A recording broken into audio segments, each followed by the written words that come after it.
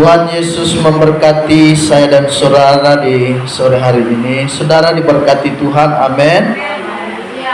Tuhan Yesus baik. Kita sudah dengar tadi kesaksian, sangat menguatkan iman kita semua. Tetap berharap dan percaya mujizat Tuhan masih ada sampai saat ini. Jadi oleh sebab itu kita boleh berada sampai hari ini semua karena anugerah Tuhan.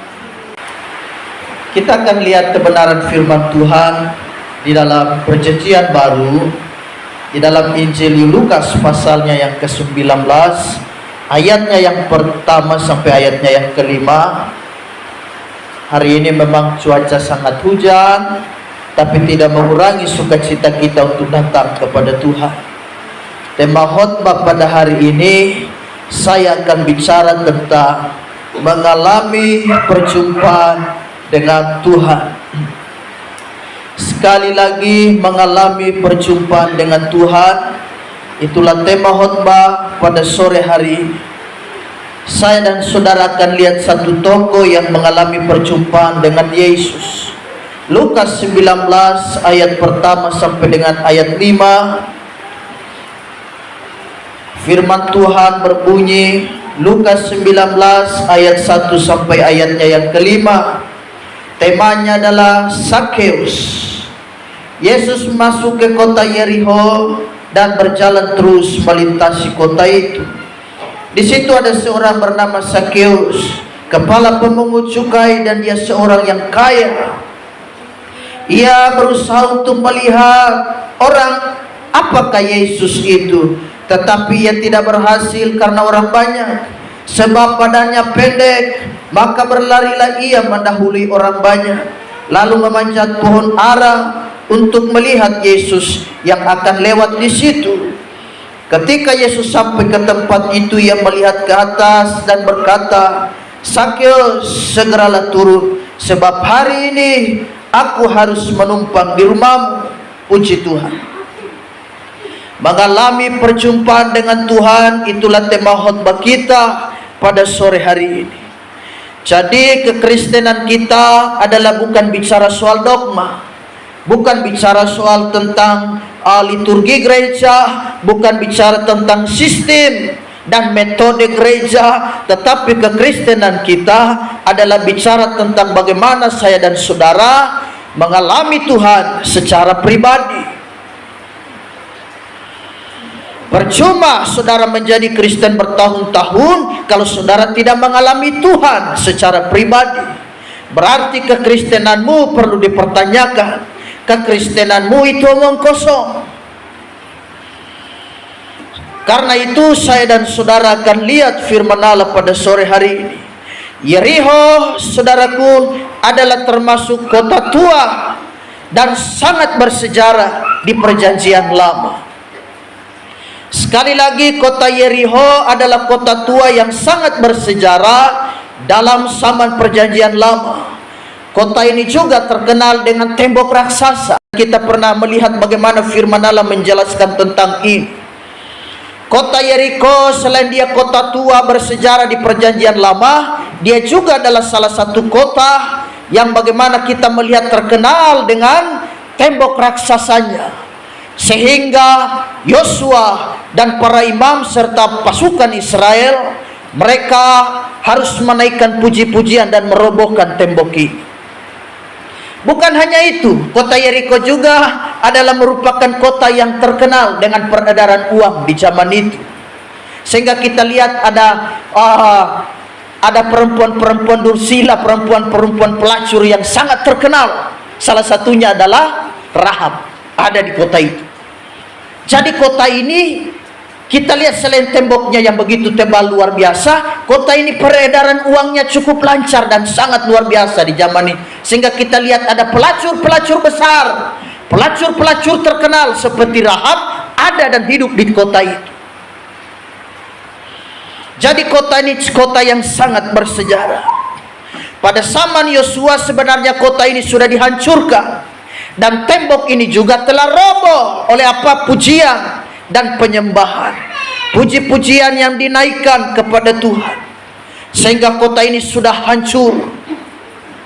Dan saudara tahu Yosua pernah mengeluarkan satu kalimat, mengeluarkan semacam sebuah nubuatan tentang kota ini. Yosua 6 ayatnya yang ke-26. Kita akan lihat Yosua pasalnya yang ke-6 ayatnya yang ke-26. Pada waktu itu bersumpahlah Yosua, katanya, terkutuklah di hadapan Tuhan orang yang bangkit untuk membangun kembali kota Yeriko ini. Dengan membayarkan nyawa anaknya yang sulung, ia akan meletakkan dasar kota itu. Dan dengan membayarkan nyawa anaknya yang bungsu, ia akan memasang pintu gerbangnya. Yosua pernah mengutuk kota ini. Begitu hancur, Yosua berkata, terkutuk orang yang akan membangun kembali kota ini. Jadi pernah dikutuk dan pernah dinubuatkan oleh Yosua bahwa kota ini akan terkutuk bila siapapun yang akan bernekat punya niat untuk membangun kota ini kembali. Tetapi saudara tahu, kota ini kemudian dibangun kembali. Siapa yang membangunnya? Yang membangunnya adalah Hiel, orang Betel. Kita lihat di dalam bacaan firman Allah 1 Raja-Raja 16 ayatnya yang ke-34. Dan hebatnya lagi, waktu dia membangun kota ini kembali sesuai dengan nubuatan Yosua bahwa nanti dia akan mempersembahkan anaknya. 1 Raja-Raja pasal 16 ayatnya yang ke-34. 1 Raja-Raja pasal 16 ayatnya yang ke-34. Pada zaman itu Hiel, orang Betel, membangun kembali Yeriho dengan membayarkan nyawa Abiram, anaknya yang sulung. Ia meletakkan dasar kota itu, dan dengan membayarkan nyawa Segub, anaknya yang bungsu, ia memasang pintu gerbangnya sesuai dengan firman Tuhan yang diucapkannya dengan perantaran Yosua bin Nun. Ada seorang yang kembali membangun kota terkutuk itu karena Yosua sudah mengutuki kota itu. Namanya adalah Hiel, orang Betel. Itu yang membangun kota itu. Untuk membangun itu ada korban nyawa yang harus dipertaruhkan. Bayangkan Hiel nekat mempersembahkan 2 anaknya, yang sulung dan yang bungsu. Sebagai apa? Sebagai korbannya. Dan kita tahu bahwa kota Yeriko, kota yang terkutuk ini adalah gambaran daripada kejahatan dunia yang harus saya dan saudara tinggalkan. Yeriko berarti berbicara tentang kehidupan lama yang saya dan saudara tidak boleh kembali ke sana. Karena itu bicara tentang gelap suram dan bicara tentang hal-hal yang tidak memuliakan nama Tuhan. Jadi saya dan saudara tidak boleh kembali lagi ke kehidupan yang seperti itu. Yeriko adalah berbicara tentang lambang dunia, sama dengan Mesir. Mesir juga adalah gambaran daripada dunia. Saya dan saudara jangan kembali untuk kepada kehidupan yang lama. Saudara tahu kota Yeriko kemudian masuk di zaman perjanjian baru. Kota ini sangat berkembang juga luar biasa. Karena kota itu pernah dibangun kembali oleh Hiel, orang Betel. Lalu sampai di zaman Yesus, sampai di zaman perjanjian baru, kota itu masih bertahan. Kota itu masih ada. Dan hebatnya kota ini berkembang luar biasa. Kenapa? Karena di sana ada kantor pajak. Siapa yang menjadi kepala pajaknya? Sakeus. Ada kantor pajak di sana. Sehingga kita lihat di sini Sakeuslah yang menjadi semacam kepalanya. Masuk di zaman Yesus masih ada kota itu, dan dia berkembang luar biasa. Karena Sakeus salah satu atau orang yang menjadi kepala dari pemungut cukai. Bagi orang Yahudi, pemungut cukai adalah kategori orang berdosa. Karenanya orang Yahudi paling tidak suka dengan pemungut cukai. Dan paling banyak orang yang dipilih untuk bertugas sebagai pemungut cukai yang diambil oleh Romawi adalah orang-orang ini, orang-orang Yahudi juga. Karena mereka bekerja untuk penjajah Romawi. Pemungut cukai ini mereka memungut cukai. Kenapa? Karena mereka bekerja kepada penjajah. Siapa penjajahnya waktu itu? Orang Romawi yang menjajah. Jadi selain mereka bekerja kepada penjajah, mereka juga pencuri. Itu yang orang Yahudi benci sekali. Orang Yahudi paling tidak suka. Apalagi lihat waktu Yesus makan di rumah pemungut cukai. Mereka sangat benci sekali. Mereka tidak suka. Karena pemungut cukai dianggap sebagai seorang berdosa. Jadi dia terbilang kategori kaya raya. Dia punya harta banyak, namanya saja kepala pajak. Tapi meskipun harta banyak, uang banyak, posisi bagus, harta berlimpah, hati tidak tenang. Hati gelisah. Kenapa? Karena setiap kali mungkin dia duduk, dia lihat kursi-kursi hasil korupsi. Dia melihat lemari baju yang bagus, lemari baju hasil korupsi. Itu yang bikin dia hati tidak tenang. Dia rindu untuk ketemu dengan Yesus. Semua harta benda yang ada di dalam rumah yang mengisi dan melengkapi semua rumahnya, itu adalah hasil kotor. Dan itu yang bikin Zakeus hidup tidak tenang. Dia rindu untuk ketemu Yesus. Dia rindu untuk berjumpa dengan Yesus. Lalu kita lihat di situ adalah kerinduan daripada Zakeus ingin bertemu dengan Yesus. Di situ di dalam ayatnya yang ketiga dia berkata, ia berusaha untuk melihat orang apakah Yesus itu, tetapi ia tidak berhasil karena orang banyak, sebab badannya pendek.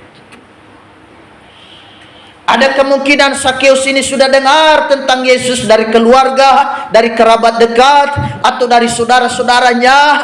Dia mungkin mendengar peristiwa dan hal-hal yang luar biasa yang dikerjakan Yesus. Dia sudah mendengar banyak hal tentang siapa, karena itu dia penasaran. Dia bilang, model apakah Yesus ini potongannya? Saya rindu, saya ingin mau jumpa dia.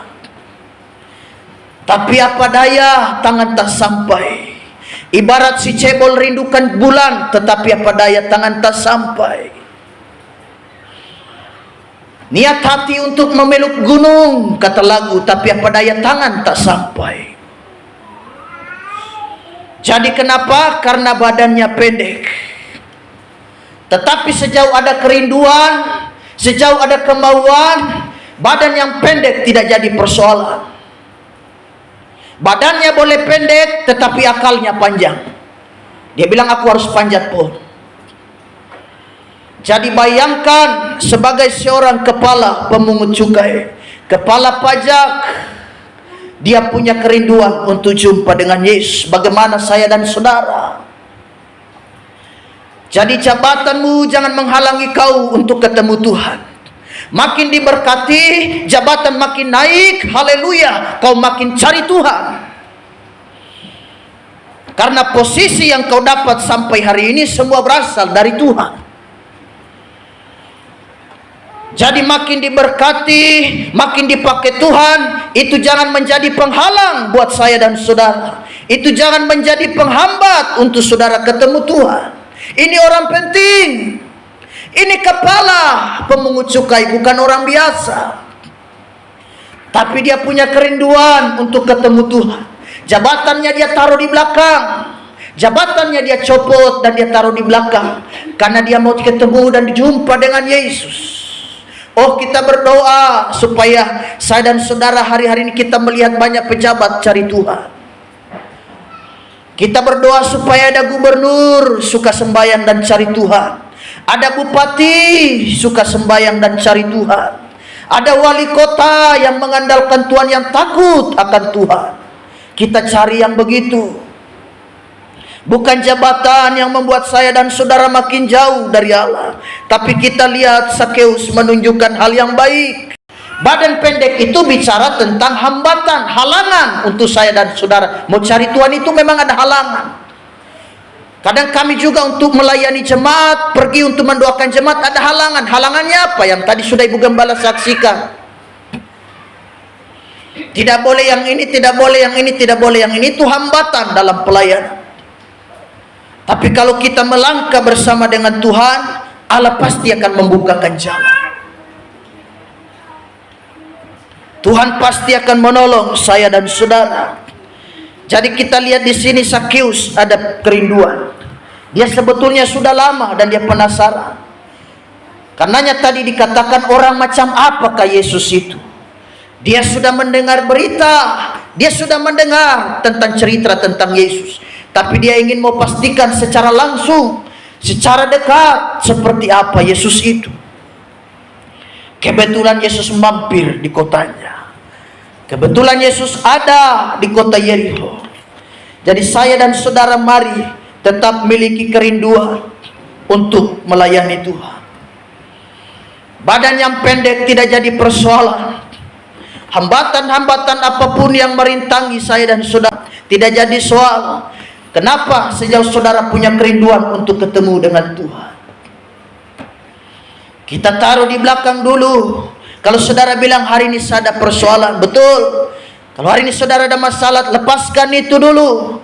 Masalah jangan menghambat kau untuk datang cari Tuhan. Kalau kau sudah berhasil ketemu Tuhan, masalah dengan sendirinya dia lepas. Karena terkadang kita terlalu mengutamakan masalah, lalu si penyelesai masalah, si pembuat mujizat kita abaikan.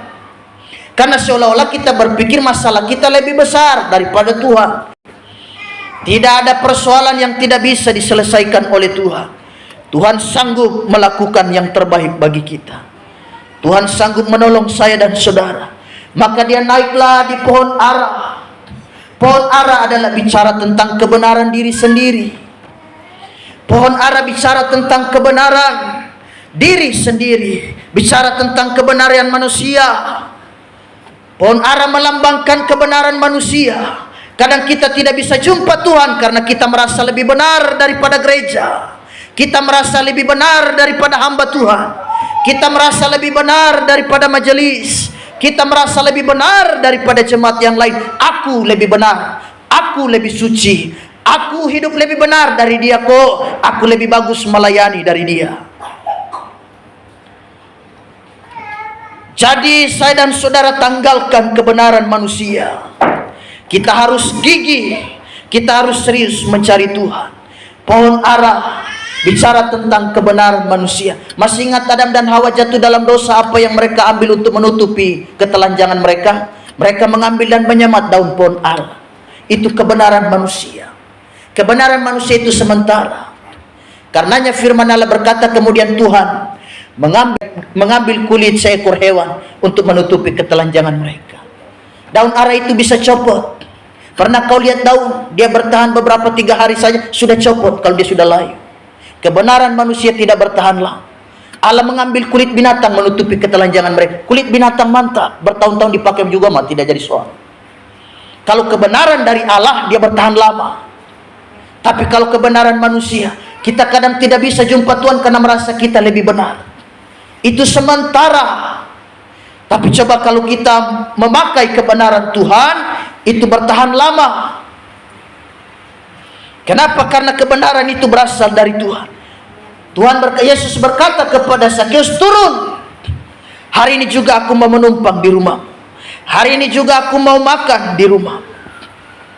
Kita undang Yesus. Hari-hari ini kita punya banyak pergumulan. Hari-hari ini kita punya banyak masalah. Kita undang Yesus menumpang di rumah kita. Kita undang Yesus masuk di dalam keluarga kita. Kita undang dia masuk dalam pelayanan kita. Kita undang dia masuk dalam hati kita. Maka segala sesuatu menjadi beres dah. Segala sesuatu akan menjadi aman. Kenapa? Karena kita taruh Yesus di hati. Kita taruh Yesus dalam batra rumah tangga kita. Yesus berkata kepada Sakeus, turun. Jadi kalau hari ini kau masih pakai baju kebenaran diri sendiri, kau tanggalkan, kau buang. Dalam Injil Markus ketika Bartimeus disembuhkan oleh Yesus Kristus, dia tanggalkan jubahnya. Jubah yang bertahun-tahun dia pakai ngamen dan mengemis minta-minta di pinggir jalan. Jubah yang bau busuk dan bau kotor itu dia tanggalkan, dia buang. Karena dia sadar untuk ketemu yang maha suci, yang kotor buang. Tidak bisa kita ketemu dengan Tuhan, kita masih pakai hidup yang lama. Kita harus tanggalkan. Jangan kita melayani Tuhan tapi pakai cara-cara dunia, nggak boleh. kita harus buang jauh-jauh. Itu kebenaran diri sendiri. Kebenaran diri sendiri tidak berlayak di hadapan Allah. Kau harus pakai kebenaran Tuhan. Tuhan melihat waktu Adam dan Hawa jatuh, mereka mengambil daun pohon ara. Allah melihat ini tidak akan bertahan lama. Apa yang menutupi ketelanjangan? Tuhan kemudian mengambil kulit binatang menutupi ketelanjangan. Masih ada perhatian. Sudah jatuh dalam dosa, Tuhan masih perhatikan mereka punya baju. Perubahan besar terjadi kepada Sakeus. Begitu dia jumpa dengan Yesus, perubahan besar terjadi. Karena Sakeus berkata, sekiranya ada yang kuperas dan aku curi dari orang-orang yang ada, maka akan aku kembalikan. Akan aku kembalikan 4 kali lipat, bukan 2 kali lipat. Firman Allah berkata 4 kali lipat. Dari seorang pencuri, kemudian dia menjadi orang yang pemurah hati. Dari seorang perampas menjadi orang yang suka bermurah hati dan suka memberi. Memang kalau orang itu dia ketemu Tuhan, mengalami Tuhan, dari suka menipu, dia suka jadi orang jujur. Hidupnya pasti berubah. Kalau saudara lihat ada kekristenan yang hidupnya begitu-begitu aja, berarti dia belum jumpa Tuhan secara pribadi. Karena perubahan itu terjadi kalau saya dan saudara ketemu Tuhan secara pribadi. Jadi biarlah firman Tuhan menguatkan kita. Haleluya. Tuhan Yesus baik untuk kita. Kita bersyukur. Tuhan terlalu luar biasa. Kita angkat satu pujian dan kita masuk dalam